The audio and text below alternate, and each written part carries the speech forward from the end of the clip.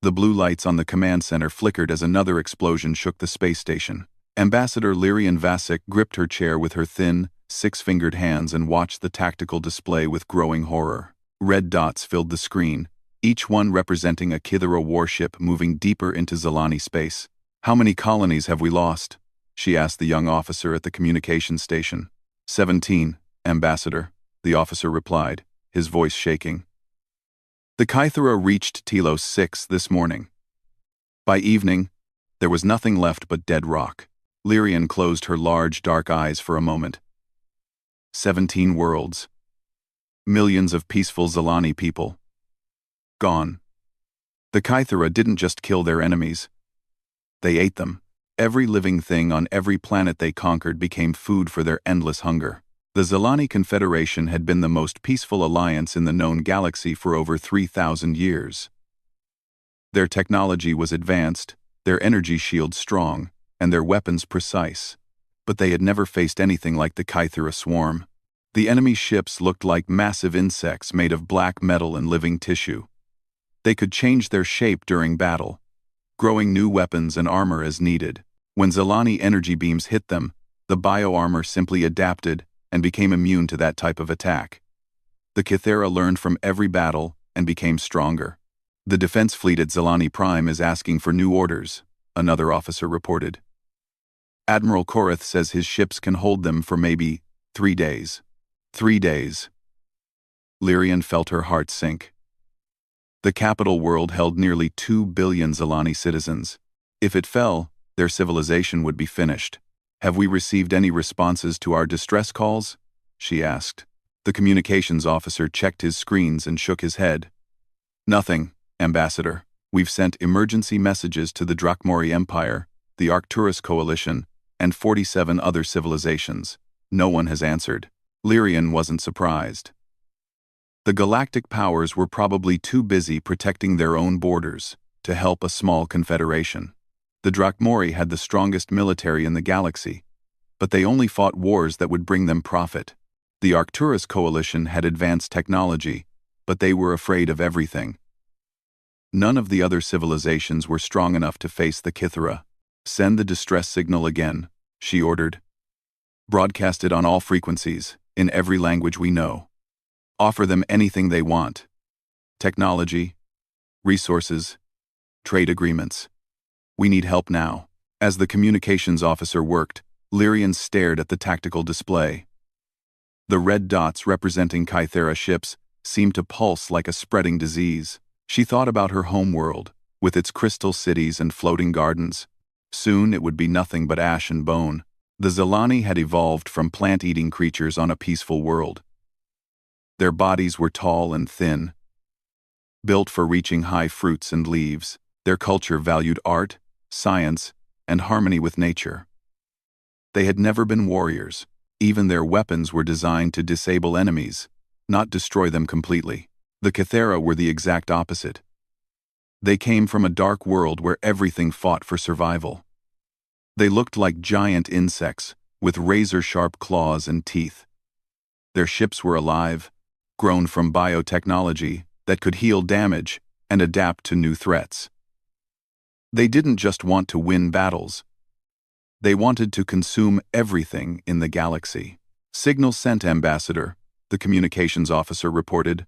"All frequencies, maximum power. Good. Now we wait and hope someone will help us." But deep in her heart, Lyrian knew no help would come. The galaxy's major powers were too far away or too scared to fight the Kythera. The smaller civilizations didn't have the strength. The Zalani would have to face their doom alone. Hours passed slowly. The tactical display showed the Kythera fleet moving steadily toward the capital world. Reports came in from the outer colonies. More worlds lost, more people dead. The defense fleet was falling back, trying to buy time that would probably be wasted. "Ambassador," the communications officer called out suddenly. "I'm picking up something strange. Long-range sensors show massive energy signatures at the edge of our space." Lyrian turned quickly. "The Kythera? No, these are different. The ships are unusual. I've never seen designs like this before. On the main screen, Fuzzy images appeared as the sensors strained to see across the vast distance. The ships looked crude compared to Zilani vessels. They had sharp angles instead of smooth curves. They seemed to be made of plain metal instead of advanced materials. Some of them were even using chemical rockets for movement. "Can you identify them?" Lyrian asked. "Working on it," the officer said, typing quickly on his console. "The computer doesn't recognize the ship designs. They're not in any of our databases." "Wait. I'm receiving a communication attempt. Put it through." The main screen flickered and showed a strange face. The creature had pale skin, small eyes, and short fur only on top of its head. It looked young but tired, with marks on its face that might have been scars. "Unknown vessels," the creature said in broken galactic standard. "This is Captain Sarah Chen, of the Terran Colonial Defense Force. We received your distress call. We're here to help." Lyrian stared at the alien captain. "Terran? I don't know that species. What world are you from?" "Earth," Captain Chen replied. "We come from Earth." The communications officer quickly ran a search through their databases. His face went pale as he read the results. "Ambassador," he whispered. "Earth is classified as a Class 12 death world. According to our records, no intelligent life could possibly survive there." Lyrian looked back at the screen, where Captain Chen was waiting patiently for an answer. These creatures came from a death world, a planet so dangerous that the galactic community had written it off as uninhabitable. What kind of beings could evolve in such a horrible place? And more importantly, could they really help against the Kythera swarm? 3 weeks had passed since the first distress signal, and the situation had grown worse. The Kythera swarm had consumed 5 more worlds and was now only 2 star systems away from Zilani Prime. The defense fleet was down to less than half its original strength, and Admiral Karith was requesting permission to fall back to the homeworld's orbital platforms. Ambassador Lyrian had not slept properly in days. She spent most of her time in the command center, watching the red dots on the tactical display creep closer to everything she cared about. The strange ships from Earth had been approaching for weeks, but they were still several days away at their slow speed. "Ambassador," the sensor operator called out. "The Terran fleet has just entered our outer system. They're requesting permission to approach Zilani Prime. Show me," Lyrian ordered. The main screen filled with images of the human fleet. There were dozens of ships, all looking like metal boxes with engines attached. They had no elegant curves like Zilani vessels, no energy fields or advanced materials. They looked like something built in a factory by machines, rather than grown in biolabs or crafted by artists.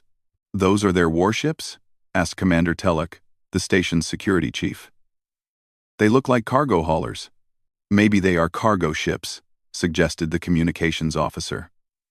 "Maybe they're bringing supplies instead of weapons." Captain Chen's face appeared on the screen again. She looked even more tired than before, with dark circles under her small eyes.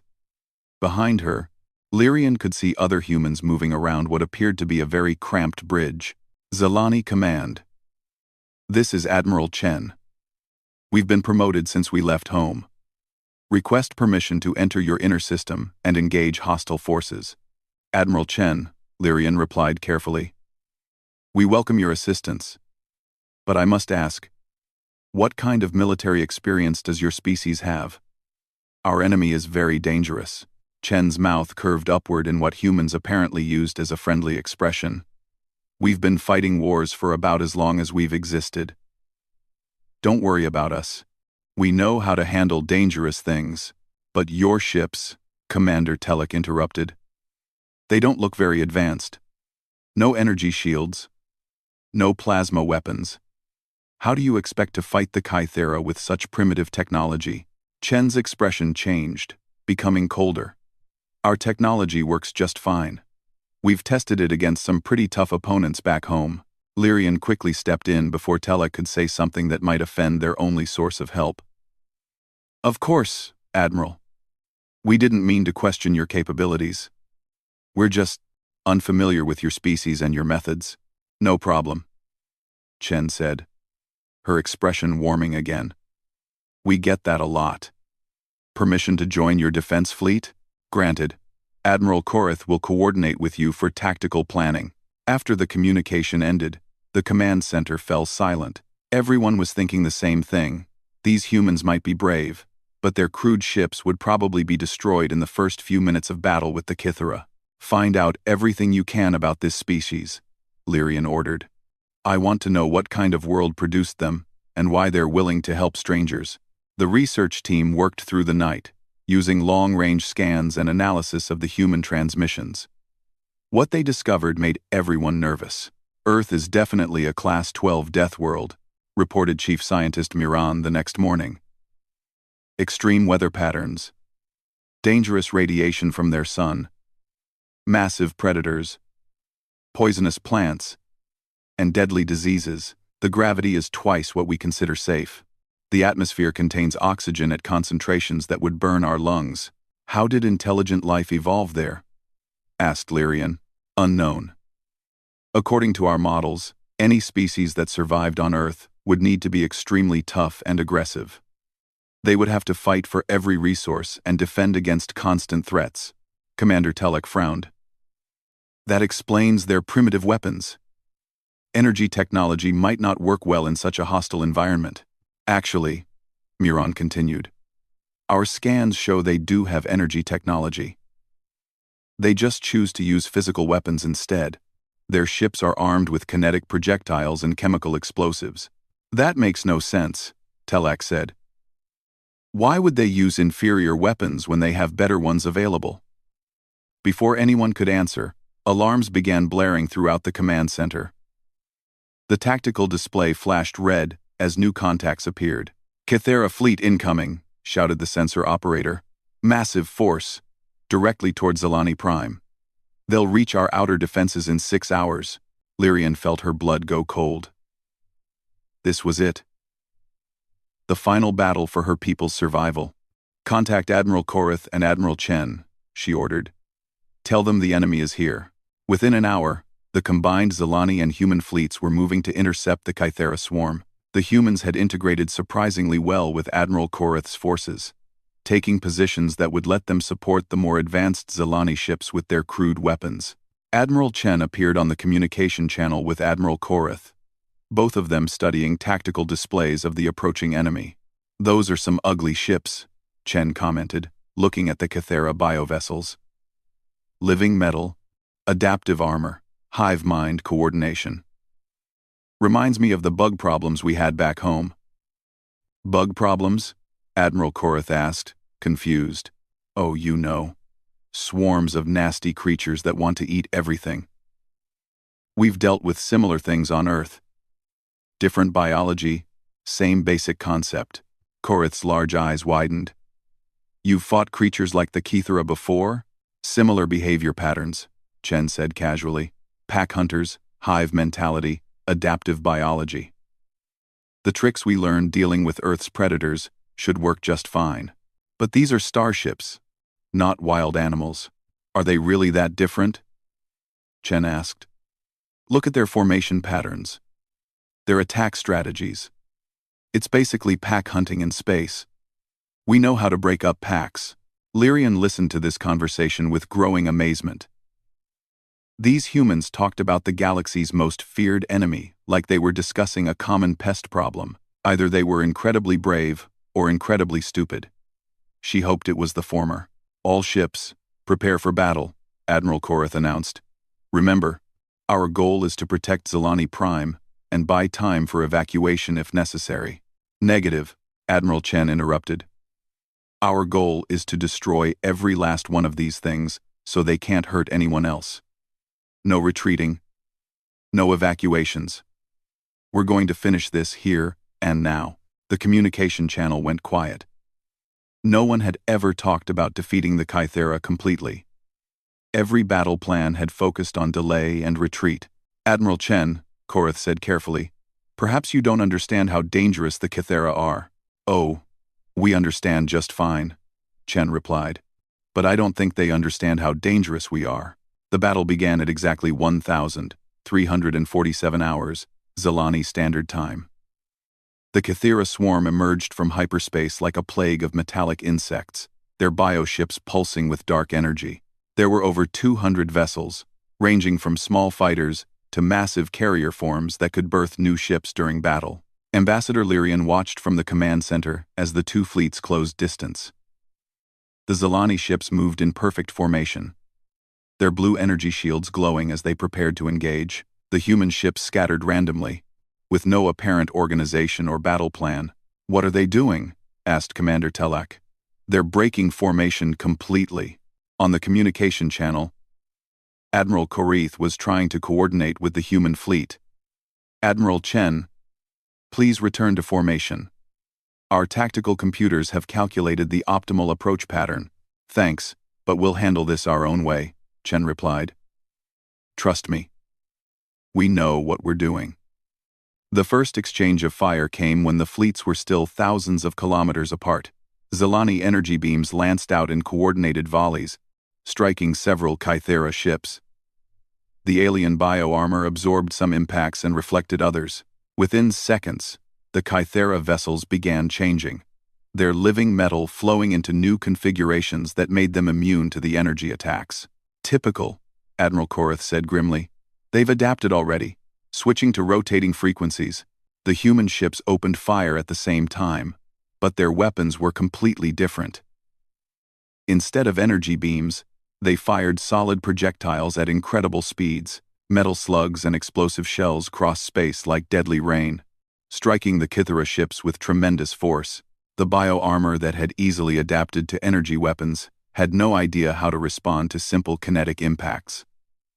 Holes appeared in Kythera hulls as the human weapons punched through like they were hitting paper targets. "How are they doing that?" Lyrian whispered, amazed. Chief Scientist Miran was studying the tactical data with wide eyes. "The Kythera bio-armor is designed to analyze and counter energy-based threats, but these humans are using basic physics. Mass times velocity equals impact. The bio-armor can't adapt to fundamental laws of nature." As the fleets closed to shorter range, the battle became more chaotic. Zilani ships maintained their disciplined formations, providing covering fire and coordinated support, but the human ships fought like wild animals, darting in and out of combat with no apparent plan.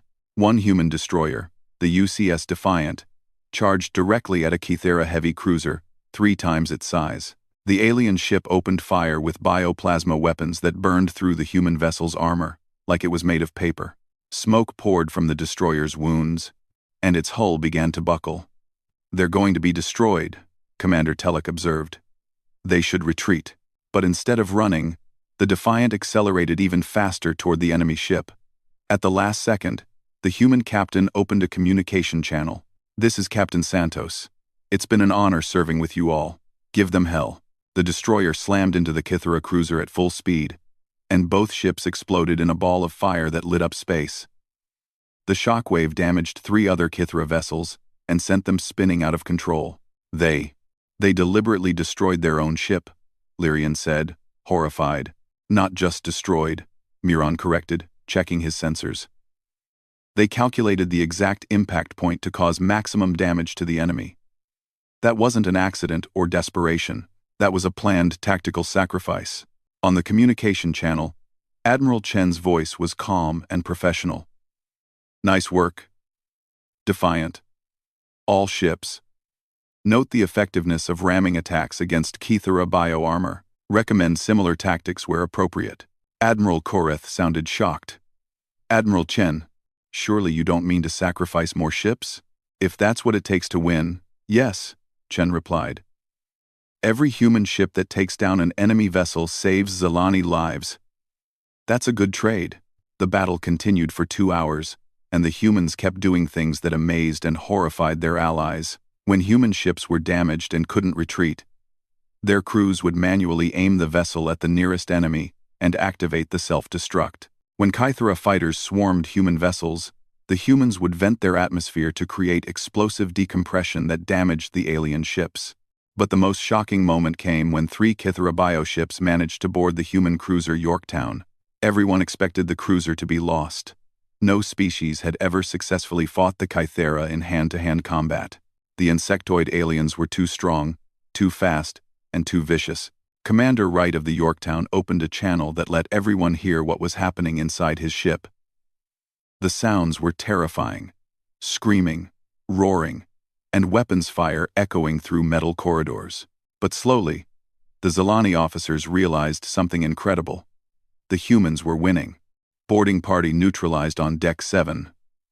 Wright reported between heavy breathing. Moving to clear Deck 5. These bugs bleed, just like everything else. How is this possible? Commander Telek asked. The Kythera are perfect killing machines. Admiral Chen answered over the communication channel, while her own ship exchanged fire with a Kythera battleship.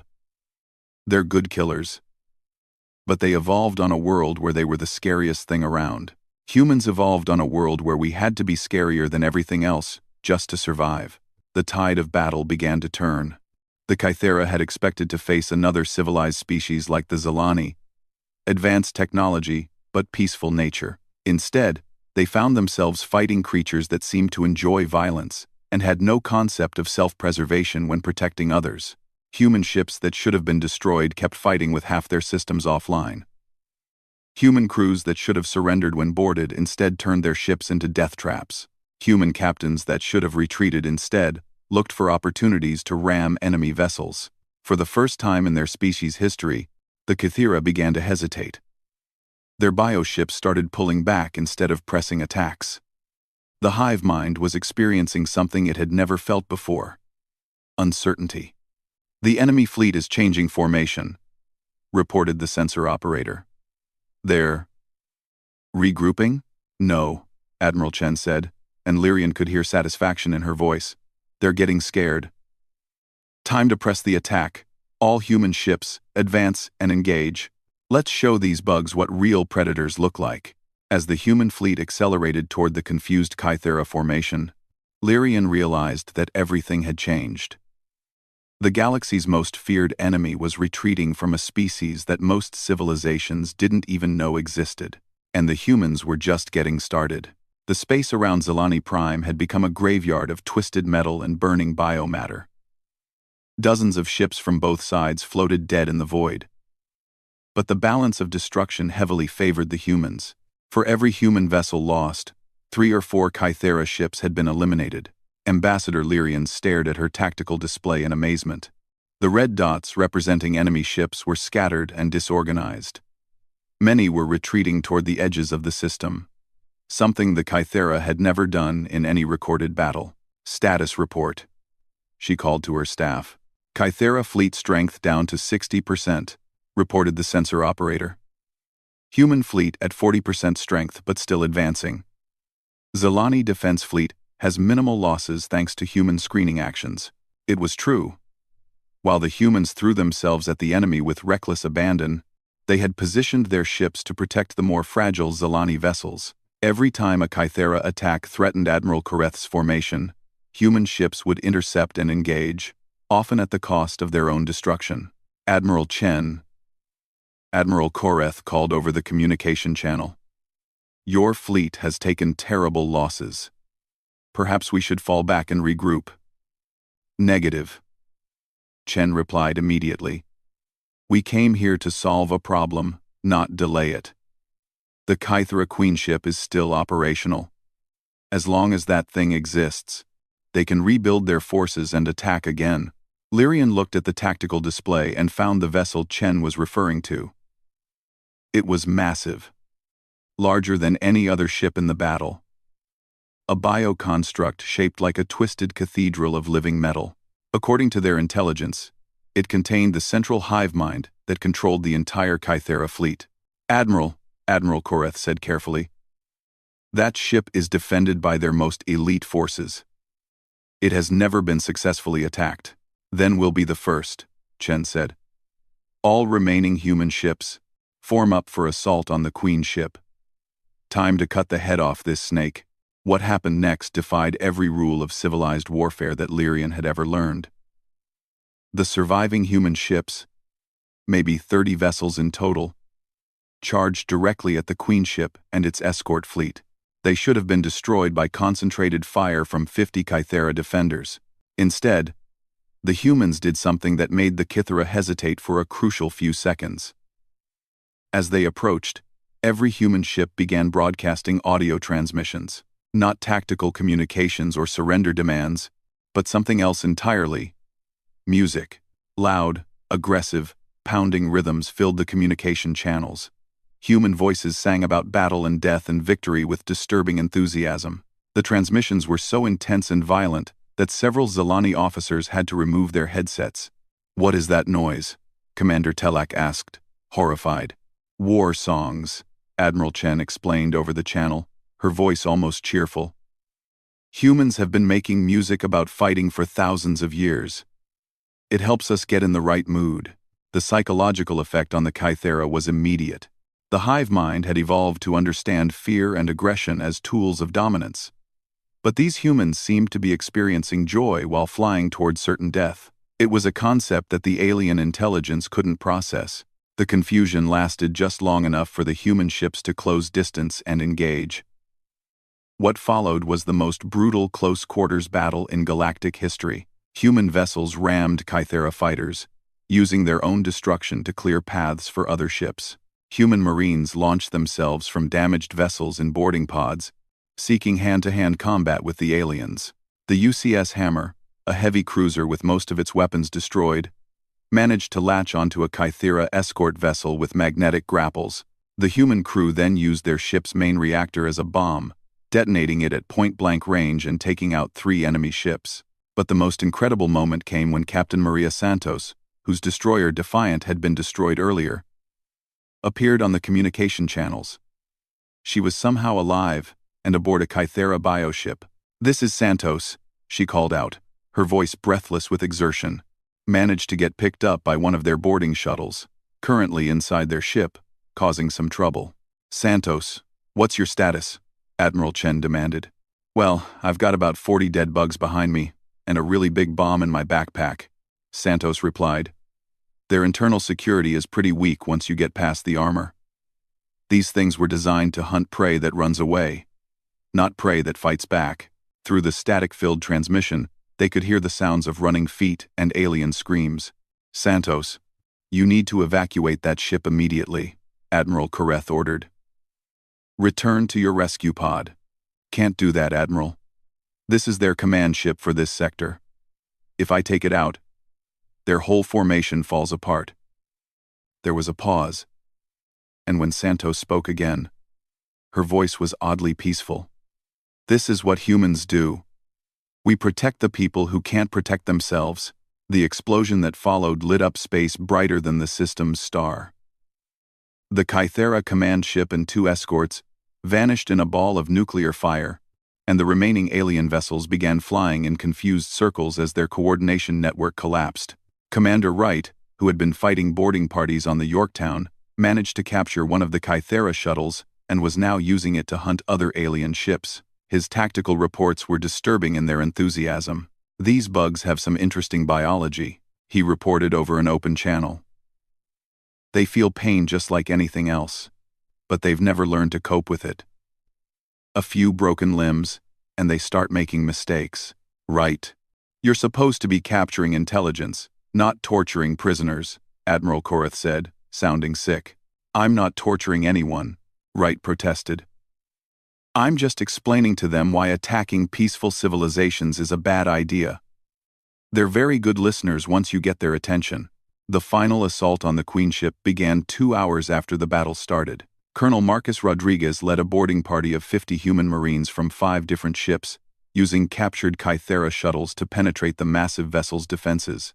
The humans fought their way through corridors filled with biomechanical horrors, facing creatures that had been designed to be the perfect predators. But instead of running in terror like every other species, the humans studied their enemies and adapted their tactics. "These things have compound eyes," Rodriguez reported during the fighting. "Blind them with strobing lights and they can't coordinate attacks. Their exoskeletons are strong but have weak joints. Get underneath them and hit the soft spots." The battle inside the Queen ship lasted for 3 hours. The humans lost 37 of their 50 marines, but they kept advancing toward the ship's core, where the hive mind was housed. Every corridor was a killing ground. every chamber a desperate fight for survival. But humans, as they kept demonstrating, were very good at surviving in deadly situations. When the Marines finally reached the central chamber, they found themselves face to face with the Kythera Queen herself, a creature the size of a building, part machine, and part living nightmare. She was surrounded by her most elite guards, warriors that had never been defeated in personal combat.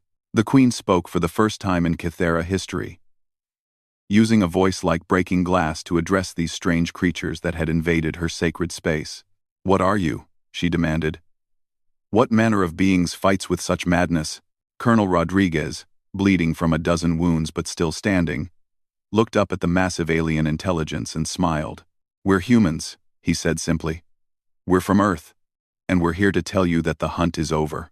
The silence that followed Colonel Rodriguez's words was broken only by the sound of human weapons charging up. The Kythera Queen, an intelligence that had conquered dozens of star systems and consumed billions of lives, stared down at the small group of bloodied Marines who had somehow fought their way to her inner sanctum. For the first time in the Queen's existence, she felt something that her species had never experienced: doubt.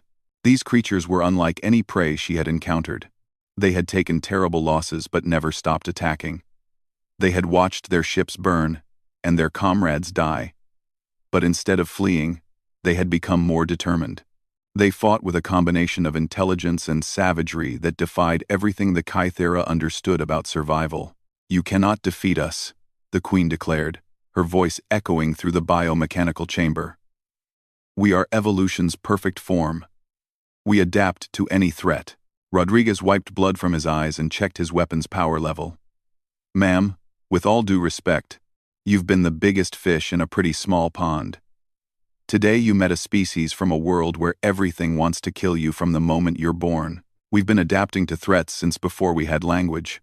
The Queen's guards moved to attack, but Rodriguez's team was ready. The Marines had studied Kythera biology during their fight through the ship and knew exactly where to strike. Within minutes, the chamber was filled with the remains of creatures that had been considered unbeatable. "This is impossible," the Queen whispered. "You are primitive. Your technology is crude. Your ships are weak." "Yeah, we get that a lot," Rodriguez said, approaching the massive alien with his weapon raised. "But here's the thing about humans. We don't win because we're better than you. We win because we're willing to pay a higher price for victory than you can imagine." The Queen looked at this small, wounded creature that had somehow brought down her empire. In her hive mind, she could feel the confusion and fear spreading through her remaining fleet. Ships that had never retreated were fleeing the system. Warriors that had never known defeat were abandoning their posts. For the first time in galactic history, the Kythera swarm was experiencing terror. "What do you want?" the Queen asked. "Simple," Rodriguez replied. "You stop attacking peaceful civilizations. You go back to wherever you came from and stay there. And if we hear about you bothering anyone else, we'll come back and finish this conversation." The Queen's massive form shuddered. In her mind, she was calculating odds and analyzing scenarios. Every possibility led to the same conclusion: these humans would indeed return, and next time they would be prepared for an even more destructive war. "We withdraw," she said, the words feeling strange in her alien throat. "The swarm accepts your terms." An hour later, the remaining Kythera ships began leaving Zalani space. They moved slowly, as if reluctant to accept their defeat. But they left. For the first time in decades, the red dots on the tactical display were moving away from civilization, instead of toward it. Ambassador Lyrian watched from the command center, still trying to process what she had witnessed. The most feared enemy in the galaxy had just been defeated by a species that most civilizations didn't know existed. "Admiral Chen," she called over the communication channel. "Admiral, are you still there?" Chen's tired face appeared on the screen. Her ship was heavily damaged, and smoke was visible behind her. "Still here, Ambassador. Just barely, but still here." "I don't know how to thank you," Lyrian said. "Your people saved our entire civilization." "Just doing our job," Chen replied. "Though, I have to say, this was more interesting than our usual pest control work back home." "Pest control? Oh, you know, giant insects, pack predators, hive-minded parasites. Earth has plenty of dangerous creatures that try to eat everything in sight. The Kythera were bigger and had spaceships, but the basic behavior was pretty familiar. Admiral Korath appeared on the channel, his normally calm expression showing amazement. Admiral Chen, in all my years of military service, I have never seen tactics like yours. Your species fights with such intensity. Chen shrugged. We come from a world where everything is trying to kill you. After a while, you learn to kill back better than anything else can. It's just how we evolved.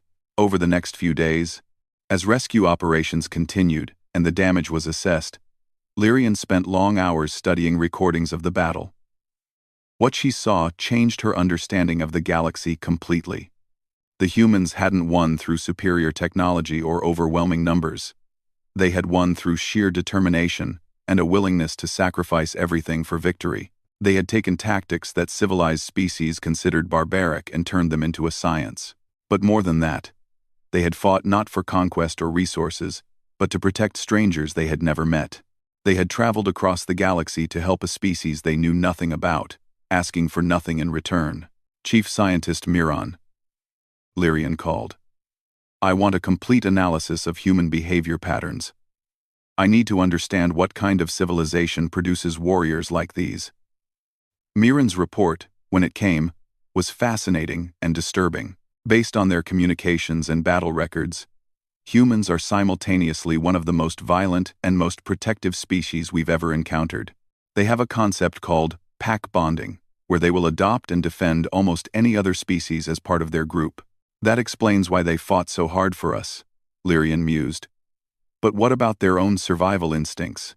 That's the remarkable part, Miran continued. Individual humans seem to consider the survival of their group more important than their own personal safety. It's as if each human is expendable in service to a larger cause. No wonder the Kythera couldn't understand them, Commander Telek observed. The swarm fights for personal survival and resource acquisition. Humans fight for abstract concepts like duty and protection of others. A week after the battle, Admiral Chen requested a formal meeting with the Zilani government. She appeared on the main screen of the council chamber, looking much more rested than during the fighting. Ambassador Lyrian, distinguished council members, she began. My government has authorized me to make a formal proposal. Please, Admiral, speak freely. Earth would like to establish diplomatic relations with the Zilani Confederation. We're interested in cultural exchange, technology sharing, and mutual defense agreements. Of course, Lyrian replied immediately. After what you've done for us, you're welcome to anything we can offer. There's more, Chen continued. We understand that the galaxy has other threats besides the Kythera. Pirates, aggressive empires, territorial disputes. Earth would like to offer our services as peacekeepers. Peacekeepers? Chen's expression became serious. Let's be honest about what just happened here. We didn't defeat the Kythera through superior firepower or advanced technology. We won because we're willing to be more violent than they are when violence is necessary. That makes us useful against bullies and predators, but dangerous to peaceful civilizations, Lyrian observed carefully. Only if they threaten innocence, Chen replied. Humans have a simple rule. We don't start fights, but we always finish them. As long as civilized species stick to being civilized, they have nothing to fear from us. The Council voted unanimously to accept Earth's proposal. Within months, human ships began patrolling Zilani trade routes and responding to distress calls from other species. Pirates who had operated freely for decades suddenly found themselves hunted by creatures that seemed to enjoy dangerous pursuits. Aggressive empires that had been expanding into neutral territory discovered that humans considered such behavior unacceptable. The Drakmori Empire, after losing 3 invasion fleets to human peacekeeping operations, decided that diplomatic solutions were suddenly very attractive. 6 months after the Battle of Zilani Prime, Ambassador Lyrian stood in her office looking out at the rebuilt orbital stations. Human ships patrolled alongside Zilani vessels, their crude but effective designs a constant reminder that the galaxy had changed. A communication alert drew her attention to her desk. Admiral Chen's face appeared on the screen. Calling from Earth's first embassy ship. Ambassador, we just received a distress call from the Arcturus Coalition. Something about raiders attacking their outer colonies. Lyrian smiled. I assume you're responding? Already on our way, Chen confirmed. Should be there in 3 days. These raiders are about to learn why you don't pick on people who can't fight back. As the communication ended, Lyrian reflected on how much the galaxy had changed. For the first time in history, peaceful civilizations had protectors who were more dangerous than any threat they might face. The hunters had become the hunted, and the prey could finally sleep safely. The humans had kept their word. They hadn't conquered or demanded tribute. They had simply made it clear that bullying the weak was no longer acceptable behavior in their part of the galaxy. And somewhere in the dark spaces between the stars, the remnants of the Kythera swarm huddled in their damaged ships, telling stories about the Deathworlders who had turned the hunters into the hunted. The galaxy was a safer place now, and its protectors were the most dangerous creatures anyone had ever imagined.